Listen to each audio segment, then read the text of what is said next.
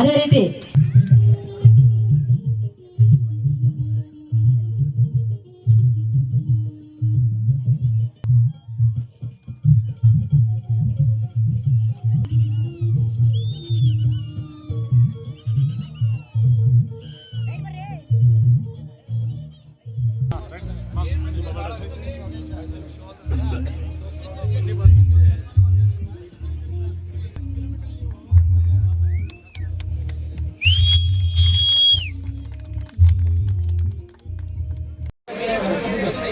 ಗಣಪತಿ ಅವರು ಚೆನ್ನಾಗಿ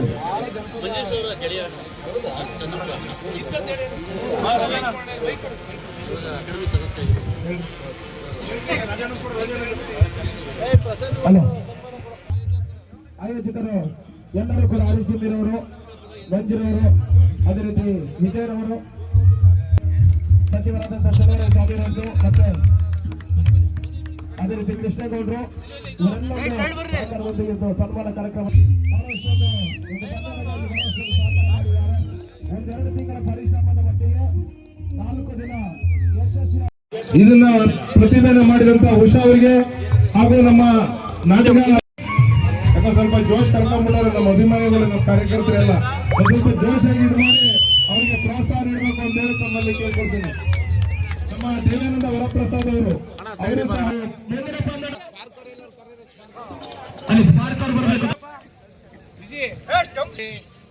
ಶ್ರೀಯುತ ಚಲುವರಾಯ ಸ್ವಾಮಿ ನಡೆಸಿಕೊಟ್ರು.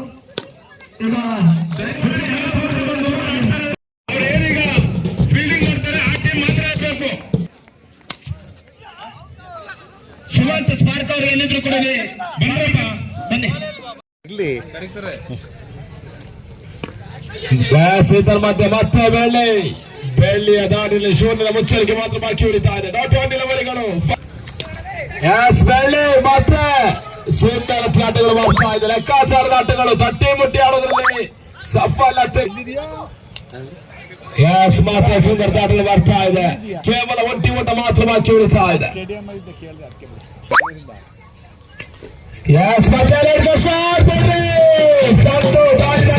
ಈ ತರ ಟೂರ್ನಮೆಂಟ್ಗಳು ಬಹಳಷ್ಟು ನಡೀತಾ ಇದೆ. ನಮ್ಮ ಕಾಲದಲ್ಲಿ ಟೂರ್ನಮೆಂಟ್ ಚಾನ್ಸ್ ಇರಲಿಲ್ಲ. ನಾವು ಕಾರ್ಕ್ ಬಾಲ್ ನಲ್ಲಿ ಪ್ರಾರಂಭ ಮಾಡಿರ್ತಕ್ಕಂಥವ್ರು. ಸಿಂಗಲ್ ಬ್ಯಾಟು, ನಾನ್ ಸ್ಟ್ರೈಕರ್ ಹತ್ರ ಕಟ್ಟಿಗೆ ಇರ್ತಿತ್ತು. 3 ವಿಕೆಟ್, ಈ ಕಡೆ ರನ್ನರ್ ವಿಕೆಟ್ ಒಂದಿರ್ತಿತ್ತು. ಆಮೇಲೆ ಮ್ಯಾಟಿಗೆ ಬಂದ್ವಿ, ಅರ್ಧ ಮ್ಯಾಟ್ ಆಡ್ತಿದ್ವಿ, ಸಿಂಗಲ್ ಪ್ಯಾಡ್ ಆಡ್ತಿದ್ವಿ. Single gloves on right hand ಇದ್ರೆ ಲೆಫ್ಟ್ ಇರ್ತದಲ್ಲ, ಲೆಫ್ಟ್ ಹ್ಯಾಂಡ್ ಇದ್ರೆ ಲೆಫ್ಟ್ ರೈಟ್ಗೆ ಇರ್ತದಲ್ಲ. ಆ ಒಂದು ಪರಿಸ್ಥಿತಿಯಲ್ಲಿ ಈ ದೇಶದ ವ್ಯವಸ್ಥೆಯಲ್ಲಿ ನಾವು ಬಂದಿರತಕ್ಕಂಥದ್ದು. ಇವತ್ತೆಲ್ಲರಿಗಿಂತ ಹೆಚ್ಚಾಗಿ ನಮ್ಮ ಮುಖ್ಯಮಂತ್ರಿ ಅವರ ಹೆಸರ ಮೇಲೆ ಇದೊಂದು ಟೂರ್ನಮೆಂಟ್ ನಡೀತಾ ಇದೆ ಅಲ್ವಾ?